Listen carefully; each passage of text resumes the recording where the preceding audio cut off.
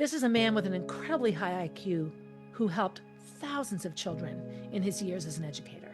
And when I called him up to thank him, he cried and he said, "It's just so nice to feel needed." My good friend David, it's like he's fighting an uphill battle all the time. And he remembers that aspect of himself. He is definitely still wanting to contribute to society.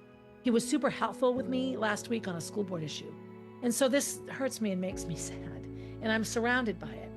I'm now caring for my mother. So I have an older person for whom I have great love that lives with me. And the more I watch her, the more I see where she's, beginning the long walk home, right? Where she's struggling physically. It's a reminder that there's a lot she just can't do by herself. Then I look at Kenny, who's 70. He'll be 71 in September.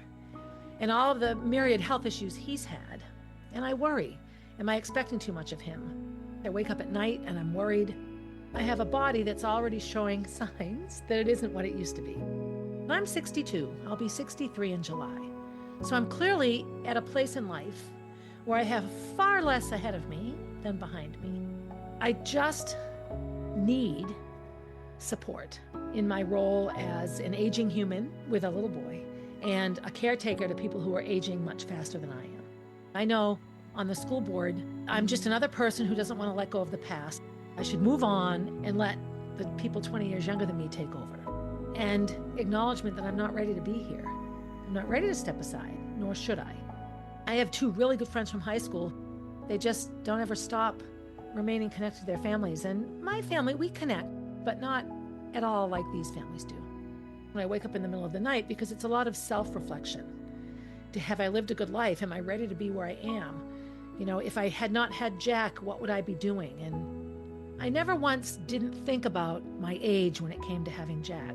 But that was such a spiritually, emotionally driven time and decision that I know I was supposed to do, that I feel that Jack is my purpose. And so he'll help me stay healthy physically and mentally and emotionally and all that. His existence, not him. What am I satisfied with? And what do I regret? And of course, someone like me is going to constantly focus on the regrets, all the races I lost, all the people I hurt, all the things I failed at, rather than making a list of the things that I accomplished. If I had not had the life I had, would my now time be different? I look at my mother and how somehow she's living here. And like it or not, I'm probably going to have to rearrange a lot of my house to accommodate her needs sooner than later. She fell yesterday and, banged up her ankle, and her skin just cuts open. The skin just gets so thin. I hate when she falls. It scared the crap out of me. The sound of her voice when she was calling for me. She was scared. It reminded me of when we had to walk down Mount Madison in the pitch black when I was 7. She had a tone in her voice that had fear in it. It scared the crap out of me, and I heard it yesterday. Here I am, still wanting to set goals, still want to go to the CrossFit Games, still want 1 million people to buy Molly's book. I still want so many things, like I matter, like I'm contributing. Not ready to not contribute. I'm at an age where it might be time for me to rethink about what I want. Not give up, not let go, just shift and recreate and see what the world has to offer.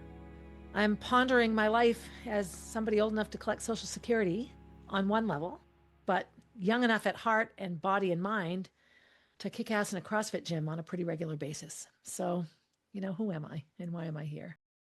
I sit out here on my porch a lot and I think about all of this. Usually it just turns into an episode.